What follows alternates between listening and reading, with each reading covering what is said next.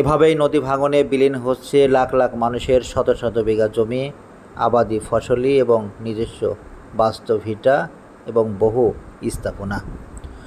শত শত বছরের পুরনো স্কুল কলেজ থেকে শুরু করে সব কিছুই বিলীন হয়ে নিঃস্ব হয়ে যাচ্ছে এই এলাকার মানুষজন। এই হচ্ছে আমাদের কুষ্টিয়া জেলার পদ্মা নদীর বর্তমান অবস্থা, যেখানে আপনারা দেখছেন ভিডিওতে পদ্মা নদীতে কী পরিমাণ পানি বেড়েছে এবং সেখানে প্রচণ্ড আকারের ঢেউ হচ্ছে এবং এই পদ্মা নদীর ভাঙনের কারণে শত শত বিঘা জমি এই নদীতে বিলীন হয়ে যাচ্ছে। নিশ্চয় আপনারা দেখছেন আমার পিছনে যে ভিডিওটি হচ্ছে, সেখানে আপনার মানুষের স্বপ্ন কিভাবে বিলীন হয়ে যাচ্ছে এই নদীতে, তার বাস্তব চিত্র আমি আপনাদেরকে দেখানোর চেষ্টা করছি। নিশ্চয় আপনারা জানেন কুষ্টিয়া জেলার মিরপুর উপজেলার বারৈপাড়া, বলবাড়িয়া এবং তালবাড়িয়া এই তিনটি ইউনিয়ন আপনার এই পদ্মা নদীর ভাঙনের শিকার হচ্ছেন এবং এই তিনটি ইউনিয়নের প্রায় লক্ষাধিকেরও বেশি মানুষ প্রতিনিয়ত প্রতিক্ষণে এই পদ্মা নদীর ভাঙনের শিকার হয়ে তারা তাদের বাস্তব ভিটা হারাচ্ছেন ফসলি থেকে আবাদি জমি, এবং হারিয়ে যাচ্ছে এই পদ্মা পাড়ের যে সমস্ত অতি প্রাচীন স্কুল কলেজ এবং গোরস্থান রয়েছে, সব কিছু এই পদ্মা নদীর পানিতে বিলীন হয়ে যাচ্ছে।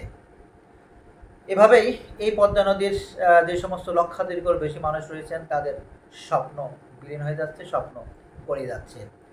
একটা জিনিস আমি আপনাদেরকে জানিয়ে রাখি, যেটা আপনাদের জন্য অত্যন্ত কাজে লাগবে। দেখেন, এই কুষ্টিয়া জেলার মিরপুর ভেড়ামারা যেই জায়গাটি রয়েছে, যে নির্বাচন এলাকাটি রয়েছে, সেই মিরপুর ভেড়ামারাতেই কিন্তু আমাদের কুষ্টিয়া জেলার অত্যন্ত গুরুত্বপূর্ণ রাজনৈতিক নেতারা কিন্তু সেখানে বেড়ে উঠেছেন। নিশ্চয় আপনারা হয়তোবা অনেকেই জানেন যে গত স্বৈরাচার সরকারের আপনার যুগ্ম সাধারণ সম্পাদক জনাব মাহবুবুল আলম হানিফ সাহেব, তিনিও কিন্তু এই মিরপুর ভেড়ামারারই সন্তান। তার রাজনীতির হাতে করে কিন্তু এই মিরপুর ভেড়ামারা থেকেই তিনি বহুবার এই মিরপুর ভেড়ামারাতে আপনার দাঁড়িয়েছেন, নির্বাচনে দাঁড়িয়েছেন। পরবর্তীতে যদিও তিনি কুষ্টিয়ার নির্বাচন করলেন। এরপরে এই মিরপুর ভেড়ামারারই সন্তান হচ্ছে জাসদের হাসানুল হক।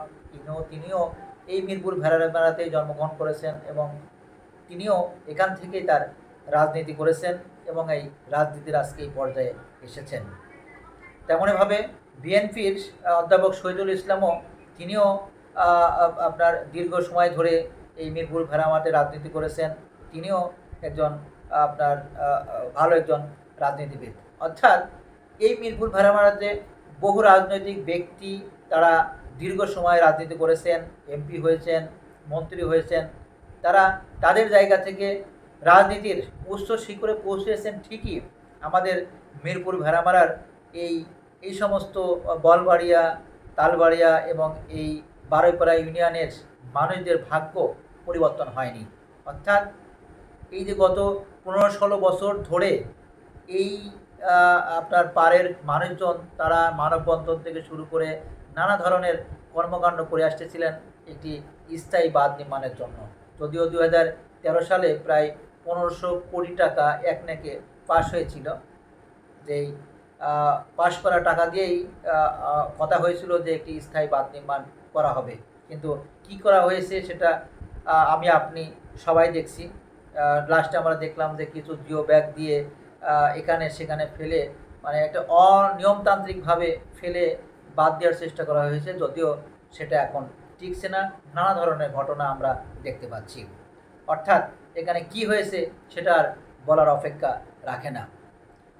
অন্যদিকে দেখুন, এত বড় বড় রাজনৈতিক ব্যক্তিত্ব এই কুষ্টিয়া জেলার মিরপুর ভেড়ামারার এই নির্বাচনী এলাকায় থাকা সত্ত্বেও এই কুষ্টিয়ার পদ্মা নদীর এই ভাঙনের কবল থেকে এই মানুষদেরকে বাঁচানোর জন্য, তাদেরকে রক্ষা করার জন্য যে পদক্ষেপটুকু নেওয়ার দরকার, আজ পর্যন্ত এই রাজনৈতিক নেতারা কখনো নেয়নি। একটা জিনিস আমি মাঝে মধ্যে ভাবি যে কিছু ব্যাপার আছে যেখানে রাজনীতি করে বহু টাকা পয়সা ইনকাম করা যায়, আর এই কারণে হয়তো বা রাজনৈতিক ব্যক্তিরা সেই জিনিসটাকে জিয়ে রাখতে চায়। আর এই কারণেই এখন পর্যন্ত একটি স্ট্রং স্থায়ী বাঁধ নির্মাণ হয়নি আমাদের এই যেই অ্যাফেক্টেড এরিয়াগুলা বললাম। একটা জিনিস আপনার খেয়াল করবেন, আমরা কিন্তু প্রতিনিয়ত এই ভাঙনের শিকার হচ্ছি, প্রতিনিয়ত আমাদের এই মানুষজন এই ভাঙনের কবলে পড়ে তারা নিঃস্ব হচ্ছে। সব থেকে বেশি আমি যদি আমার এলাকার কথা বলি, তালবাড়ি ইউনিয়নের যেই তালবাড়িয়া নামের যে জায়গাটি ছিল, সেই জায়গাটি এখন আর নেই। রানাকিয়ার যে বালুর আপনার আপনার ঘাট, তালবাড়িয়ার যে বালির ঘাট আমরা যেটাকে বলি, সেইটা আর এখন আর নেই। অর্থাৎ এই পুরো জায়গাটা আপনার এই নদী ভাঙনে বিলীন হয়ে গেছে। এই নদী ভাঙনের ক্ষেত্রে একটা জিনিস আমরা প্রকটভাবে খেয়াল করি, অর্থাৎ মানে ভাঙন যাই হোক না কেন, এই এলাকাতে আপনার বাণিজ্যিক চলবেই। অর্থাৎ অবৈধভাবে, অনিয়ন্ত্রিতভাবে যে বালি উত্তোলন, সেই বালি উত্তোলন কিন্তু চলছেই, যেটা কোনো রাজনৈতিক ব্যক্তি এসে সেটাকে বন্ধ করতে পারেনি। কারণ এখানে মোটা অঙ্কের অর্থের ভাগাভাগি হয়। মোটা অঙ্কের অর্থের ভাগাভাগির কারণে আজ পর্যন্ত এই বলবাড়িয়া, তালবাড়িয়া, এই আপনার আপনার এই বারুইপাড়া, এই সমস্ত এলাকা দিয়ে একটি স্থায়ী স্ট্রং বাঁধ নির্মাণ হয়নি। যদি এই দায়িত্বশীল রাজনৈতিক ব্যক্তিরা তারা যদি মনে করতেন সত্যিকার অর্থেই এখানে কাজ করা দরকার, এখানে এই এই মানুষগুলোকে রক্ষা করা দরকার, অবশ্যই তারা তাদের জায়গা থেকে কাজ করতেন। আর একটা গুরুত্বপূর্ণ বিষয় আমি শেয়ার করি, যে কুষ্টিয়া এবং ঈশ্বরদীর যে মেন মহাসড়কটা, অর্থাৎ ঢাকা থেকে আপনি যদি কুষ্টিয়া দিয়ে ঝিনাইদহ যান, এই যে মেন সড়কটা, এই মেন সড়কটা কিন্তু আপনার এই নদী থেকে, পদ্মা নদী থেকে প্রায় 100 মিটার দূরত্বরও খুব খুব কম দূরত্ব কিন্তু হবে। অর্থাৎ এত কাছাকাছি এই পদ্মা নদী চলে এসেছে। সুতরাং এই জায়গা থেকে যদি আমরা এই পদ্মা নদীর এই ভাঙন রোধে যদি আমরা স্থায়ী কোনো সমাধান করতে না পারি, তাহলে আমাদের কুষ্টিয়া এবং কুষ্টিয়া ঈশ্বরদী যে মহাসড়ক রয়েছে, সেই মহাসড়কটিও আপনার বিলীন হয়ে যাবে।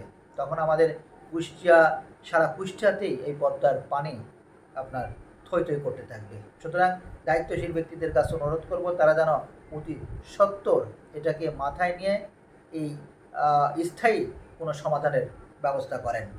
সবাই ভালো থাকবেন। আসসালামু আলাইকুম ওয়া রাহমাতুল্লাহি ওয়া বারাকাতুহু।